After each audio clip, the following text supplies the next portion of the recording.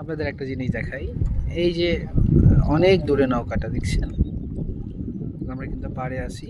নৌকাটা অনেক দূরে। ওইখানে দেখেন নৌকাটা আটকে গেছে চরে। মাঝি নেমে নৌকাটাকে ঠেলে এদিকে নিয়ে আসার চেষ্টা করতেছে। তো এই হচ্ছে পদ্মা। পদ্মার কোথায় কখন কিভাবে চর পড়ে কেউ বলতে পারবে না। দেখেন আটকাই গেছে কিন্তু নৌকাটা। দাঁড়িয়ে আছে, আসতে পারতেছে না। আমরা কত দূরে আছি দেখেন।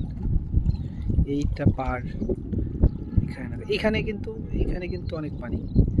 এইখানে আবার আপনার দেখেন নৌকাটা আটকে গেছে, ঘুরতেছে, ওরে ছোটানোর ব্যবস্থা করতেছে কিন্তু পারতেছে না।